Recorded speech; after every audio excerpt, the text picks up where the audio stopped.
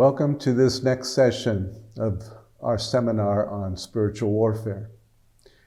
The last few sessions we have talked about the basis of our victory, how Jesus on the cross, through his shed blood, won the victory and Satan now is defeated. We talked about also how to apply that, and most of what we'll be talking about in the coming weeks will have to do with this application of the victory, how to engage the enemy, how to defeat him daily in our life in practical ways. You may ask this question, but if Satan is defeated, why do we still have to fight him? It's just like, if we could look at some other illustrations, just kind of compare it. Egypt was defeated when their army was cast into the Red Sea, when the sea came back upon them. Pharaoh, which was that representative of evil that kept the people of Israel in bondage, he was defeated, his armies were defeated. And they came out of that victory. It was victory that they didn't win themselves. They received it. It was grace that gave them the victory. It was God's intervention. It was his powerful deliverance that took place. But when they entered into the promised land, the enemy was there, and they now had to conquer city after city. God was still with them. God was still working on their behalf. They were now free. They were not under the power of Egypt any longer. They were no longer slaves, but now they were free. But now they had to take possession of what the enemy had occupied. They had to get to free up every town, and they had to inhabit and settle in to the place where God had promised for them. It also can be seen as like, in our history, in the history of mankind, when the Islamic hordes were coming across North Africa, and they're going all the way up through the Ottoman Turkish Empire into almost Europe. And there was a big battle in Vienna in the 1600s. In 1683, on the 11th of September, it's interesting that day, the 9/11, they were defeated, and Europe was saved from Islam. And they were defeated. The Ottoman Turks had to go back. They began to lose ground, but they still tried again. And they still have, until to this day, they have been trying over and over again to conquer countries and lands in the name of Islam. So a defeated foe does not mean that he no longer has any power, but he rules still over the hearts and over the lives of those who do not know Christ. And he tries to make ineffective those that know Christ, to keep them from helping others get free and from being victorious in their own personal life. So he's still active, and we must use the authority given to us to take back what he has stolen, to be free in every area of our lives so that we can be useful to the Lord and we can do his will here on the earth. He's a defeated foe, but we have the responsibility to remind him that he is under our feet and to set people free. In chapter 10 of 2 Corinthians, verses 3-6, it talks about this warfare. It says that, in verse 3, it says, even if our gospel, back to 10. I was reading in 4 there. It says, for though we walk in the flesh, we do not wage warfare according to the flesh. For the weapons of our warfare are not of the flesh, but of divine power to destroy strongholds. We destroy arguments and every lofty opinion raised up against the knowledge of God, and take every thought captive, the obedience of Christ. So here we see that there is area to conquer. That area is closer than we think. It's the area of our mind. We must win the battle of our mind. Proverbs 23:7 says, "For as a man thinks in his heart, so he is." You'll never be more than your thought life. So we must engage the enemy there, because that is the place where temptations come in. First of all, there's a thought, and then the thought provokes a feeling, and then the feeling provokes an action. And that's how sin begins to reign in our lives. First of all, we have a thought about it. We entertain it. We think about it. Then it becomes a feeling. Then it becomes an action. We're to put on that full armor of God. We'll talk more about this, but one of that is the helmet of salvation. It has to do with our thought life. And so these thoughts need to be taken captive to the obedience of Christ. And the word used there is fortress. There's fortresses. Now, a fortress can be constructed as a mindset, can be a paradigm, could be a worldview. It has to do with the way a person thinks about life. And the society around us will try to establish a way of thinking so that we would be conformed to this world.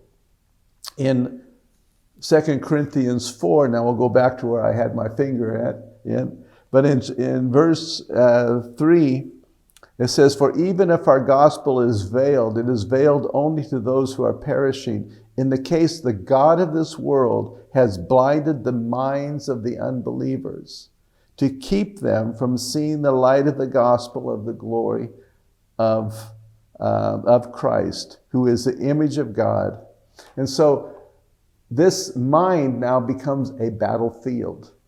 Not only does the enemy try to dominate areas of our mind and control the way we think or influence us in a certain direction, those that do not know Christ, the Bible says, are blind in the understanding of their mind, in their mind. They just don't get it. They don't see it. Have you ever talked to someone about Jesus and they just said, they don't get it. They just can't understand it. Well, that's what the Bible says here, that the God of this world, and when it talks about world, the word world there is ionis, which means a time period, like an age or an era or something to do with a period of time. In some translations, it uses the word generation. It has to do with a time period. So he's not the God of this earth, because the earth belongs to the Lord, Psalm says in 24:1.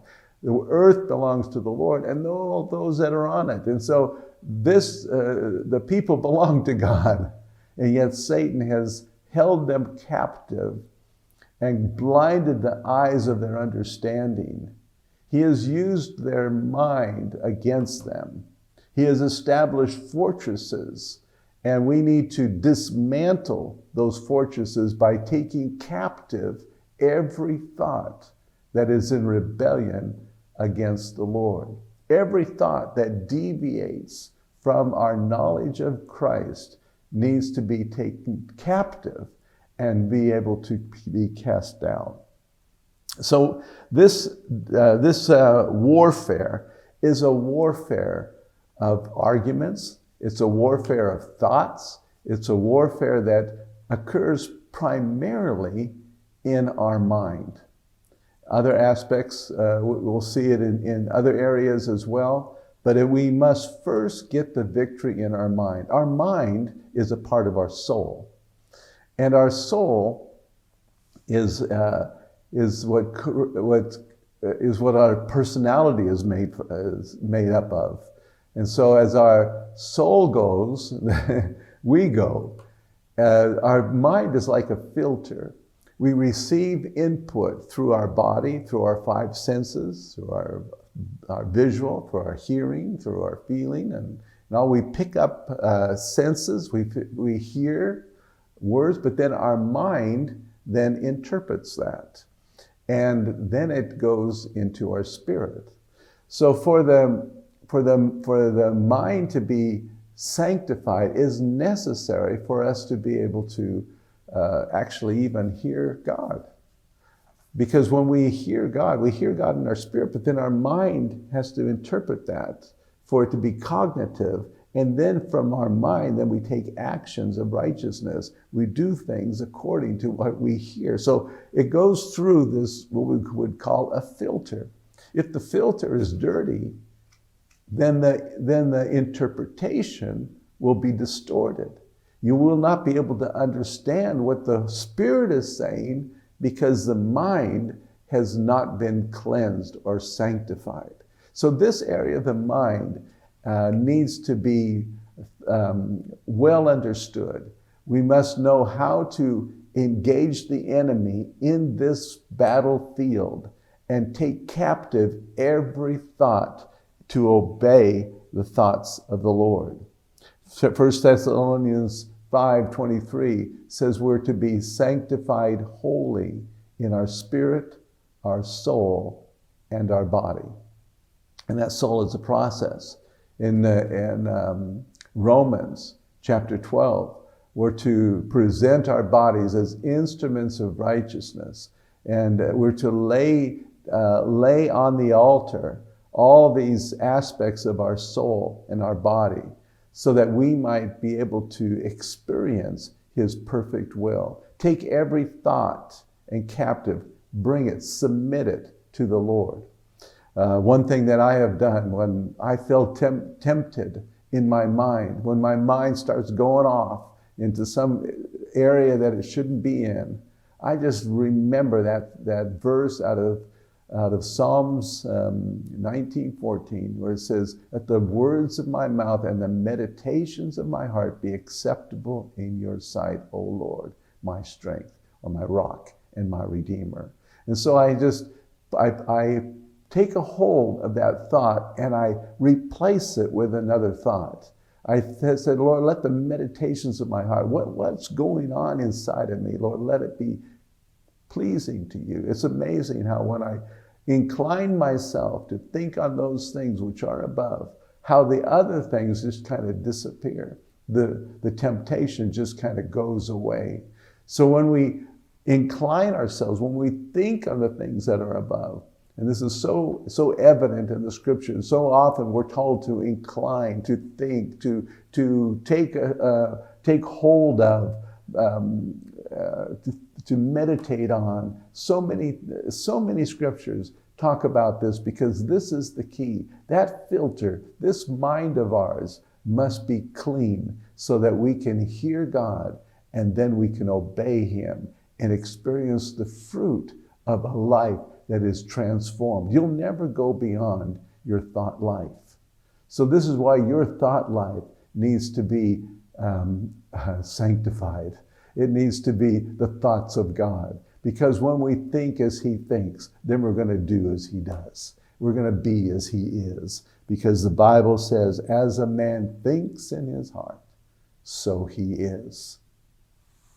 These are interesting times in which we live because we have more access to information than ever before.